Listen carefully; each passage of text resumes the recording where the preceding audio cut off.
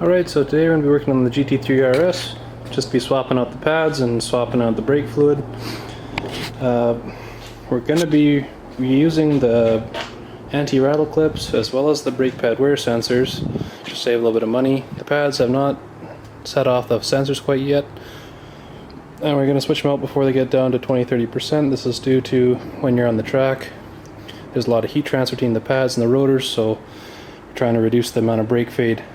This car only sees track duty. So anyway, let's get to it. Let's get the wheels off and I'll show you what to do. Alright, so first you want to remove your wheel cap assembly. You have your little tool from underneath the hood. Put it in the edge here and pry off carefully. Alright, so before starting taking the wheel off, you want to make sure that your center lock here is loose and it's not stuck. And now we have our super long breaker bars along with the socket from under the hood. And since we're by ourselves, and I'm pretending that you guys are by yourselves as well, instead of having a second person inside the car jumping on the brake pedal, we're just going to loosen it off with the car on the ground first, then jack it up and take it the rest of the way off.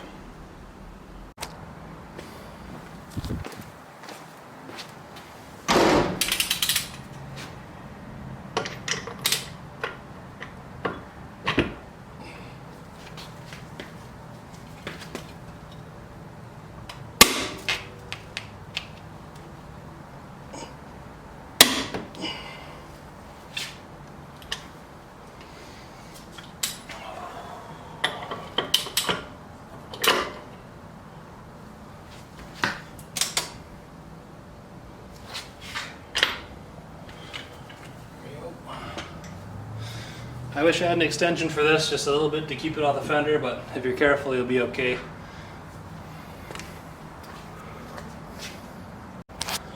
Alright, so now we have the post in the middle there screwed into where your center nut would be, which is to protect the brake rotors. They are carbon ceramic, so they chip quite easily. So once you get that in place, screw it in, slide the wheel off. It'll be the same on all four corners. Alright, just to show what type of track duty this car sees, here's the old tire on the left. It's all gummed up and worn. And new one on the right we're putting on. Alright, so now you want to remove the brake caliper. There are two T55 Torx bolts, one up here, one down here. You're going to want to replace these bolts. They're torque only once, and when you're finished, I believe the torque spec is 63 foot-pounds.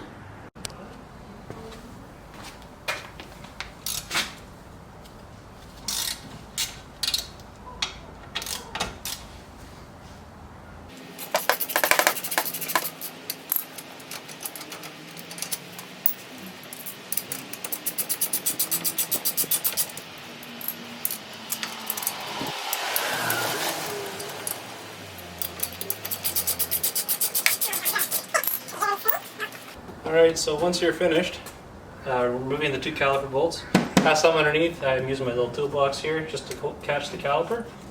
I'm going to slide it off. And there you go. Actually, wait a minute. I've got to take off the two. Oh, I forgot to take out the sensor. That's okay. Like that first. Do you want something else underneath there? Jack it up a little higher.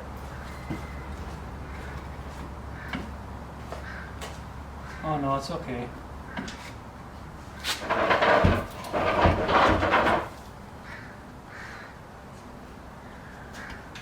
I just need a little more slack here, that's all.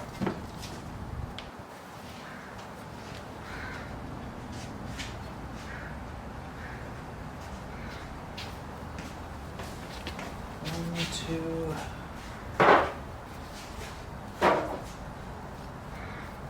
Okay. That's okay. Yeah? There's just two there. That's two parts I can take off. Let's see what we got in the back here. That was nice. Let's go get Tammy's.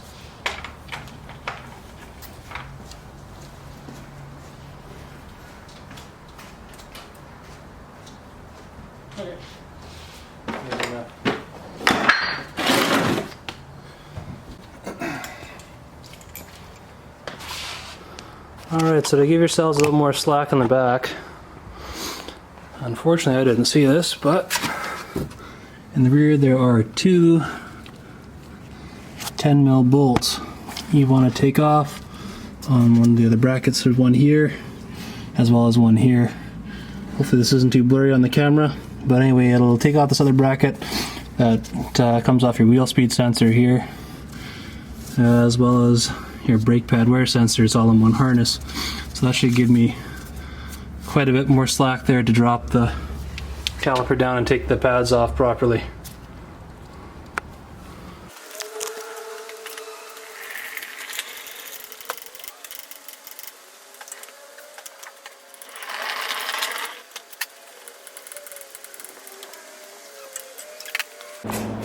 Alright, so with those two 10mm bolts off on the back of the bracket for the sensor as well as your wheel speed sensor, now we have enough space and access to work on the caliper. Here I'm just letting it dangle on my toolbox. So now next step is to check the fluid in your brake reservoir, because once you put these pistons back, it's going to displace the fluid from these pistons into your reservoir, and if it's ever been topped off, it's going to overflow and you're going to have a big mess in your hands. So let's get to that next step. So working under the hood, go to your brake reservoir here. As you can see, you want to clean off the edge of your brake reservoir first before removing the cap, which I've already done. This is just to prevent contaminants from getting into your brake master here, or brake reservoir. So you want to take this guy off, and as you can see on the back of the cap, it says use only .4 fluid from a sealed container. So if you have an old one laying around that you've had around for a year, do not be tempted to use it. Go out and buy a new one. The brake fluid we're going to use today is the Pentosan .4, and I also have a Motive Master one-man bleeder here as well that we're going to attach to it. So the first step is you want to drain out or suck out as much fluid as you can out of your reservoir here. I'm using a syringe, and if you do happen to get any of this stuff on the paint of your car, wipe it off or hose it off immediately. It will take the paint off if you leave it on there for too long.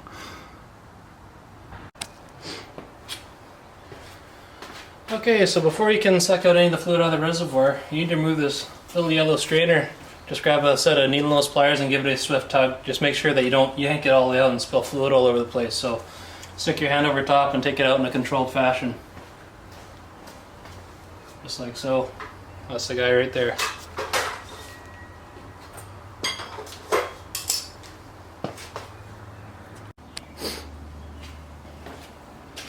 I figure it's probably about time it's 2 years old, Yeah.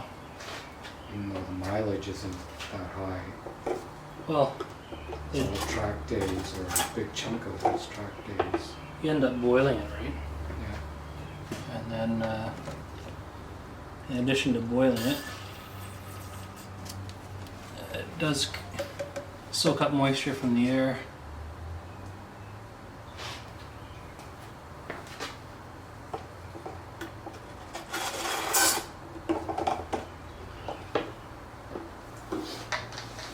Alright, so with the majority of the fluid sucked out of the master fluid reservoir here, you want to go back to your brake caliper and compress the pistons. That way you're in no risk of overflowing your reservoir here.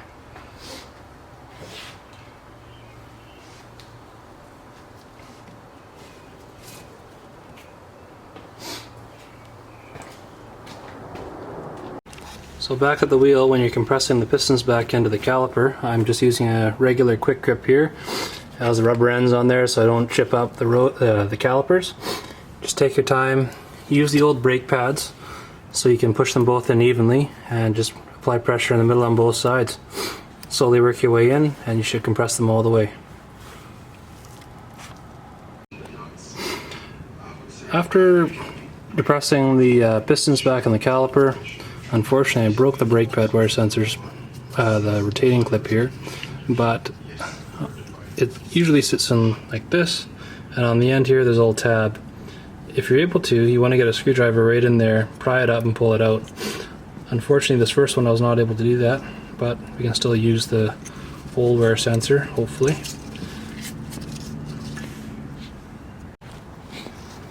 Alright, once you've taken off your wear sensor like I have or broken it, you want to pull off your pads from the front, so you slide off like so, and they'll drop out the bottom. Get them off the pins, or the guide pins on the sides, and you want to take a screwdriver and just pry these guys off, or if you're able to push them off with your fingers, even better. And this is your anti-rattle clip here, your retaining clip. Alright, so a little trick getting these old wear sensors out. There's two little copper pins here, or at least they look like they're copper. Take your fingers, just give them a little jiggle there first, and try to pull at the same time. Do not pull on the wires, you will probably pull them out. Once you get them to a certain point, a little bit cockeyed, just take your screwdriver and very lightly try to press them out. I already got the other one on the other side. It's got to take a little more time here to work on this one.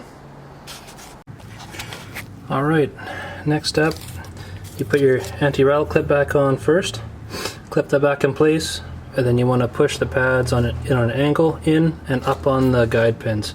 Once you've completed this, you can flip it over and put in your, or reinstall your brake pad wear sensors. Alright, so quite the little channel. yeah, we'll see. So here we got the brake pad wear sensors back clipped in through the back, reattached to the anti-rattle clip, and here's my broken connector that I'm going to reinstall, as well as put in the two 10mm bolts that go up here and here for the retaining bracket there, and then we can reinstall our bolts and be on our way. After that, we just have to bleed the system for the rear wheel we're working on. Okay, so moving on to the front brakes. To remove the calipers in the front, it will be an Allen as opposed to a Torx in the rear, and the front it's a number 10 hex, as well as in the rear, in the front here you have a hard line that goes all the way to the back on the brackets, on the bracketry here that's loose, that's held in by two 10mm bolts, one on the right and one on the left of your spindle. In order to make this job a bit easier, to mobilize the hard line, you want to undo the fitting for the air suspension here. Okay, you undo the Allen fitting, or the Allen bolt there, it's a number 5, back it off all the way, pull this out, there's a little ring on there, make sure that stays lubricated when you put it back in, and then just thread it through the loom here of all your stuff, put it out of the way, and that'll give you a lot more space as well as slack on the hard line here that comes up to the caliper. If you do not do this, you'll just be bending up the metal line here. It is possible to do this without taking off the fitting, but this makes it a lot easier. Also, the brake pad wear sensor is much more accessible in the front as opposed to the rear. Same thing as the rear. Just stick your screwdriver in the top, pop it off, and pull it out from the bottom. And once you start to work on the caliper itself, and this whole entire piece comes off, you only have to remove one rattle clip. Okay, and that's the one in the middle. So what you do is you push the pads off the pins, and then you take a screwdriver and pry it off from the inside. Alright, so once you have your caliper off, it's much easier with the second set of hands. You have one other person hanging on to your caliper. Anyway, once the pistons are all depressed back into the caliper, you want to take your screwdriver and you want to pry up on the center anti-rattle clip right from behind, and it should just pop out. The other thing too, before prying up on the anti-rattle clip, you're going to want to take out the pads like so. Once the pads are out, takes off the tension, and then you just pry it up and out.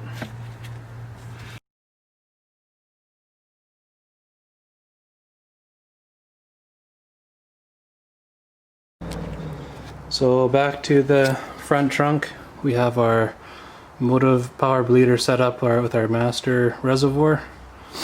And if we go back to I'm going to start off with the furthest wheel away from the master.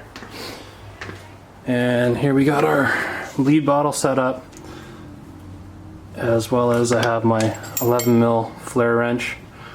You want to use a flare wrench on these guys. You don't want to use an open-ended wrench. If you have a regular wrench, use the box end. If you strip off these bleeders, you're kind of hooped unless you got spares sitting on the side. Most of the time we don't have spares. So anyway, with the motive power bleeder working, I'm going to put this guy on top, just crack it open. Hard with one hand. But I just want to crack it open and then just let it flow. And this car only has a couple thousand kilometers on it, so the fluid's still pretty clean, but the vehicle is a couple years old, so we're just changing it out. I'm going to run this through till this little bottle's pretty much full, and then we're going to stop and possibly rebleed again. The furthest one away, the first one that you're doing, you're going to want to go through as much fluid as you can till it runs clear. It's going to take the longest out of all of them.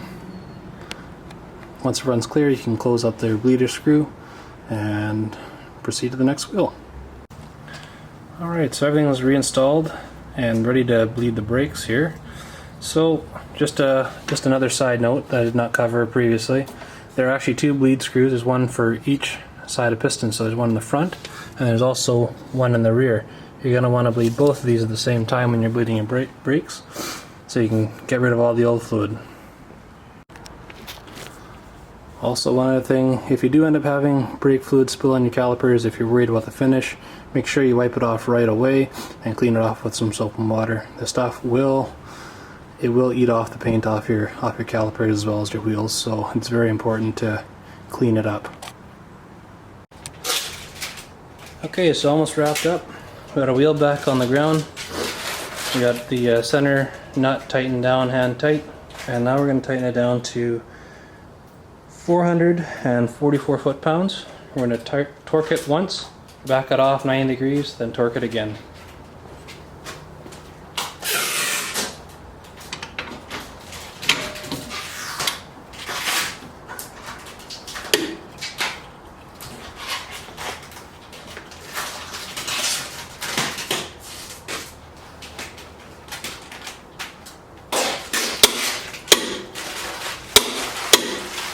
Okay. You want me to back it off, right? Yeah. 90 degrees. Okay.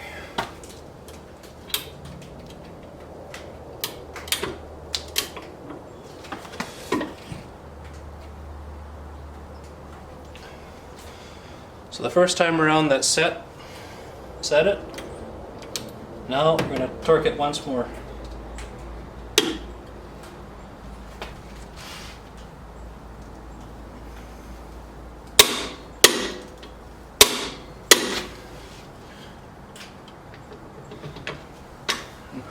So once you get your wheels torqued back on, this little nut in the middle, you want to make sure that's flush with the outer hub.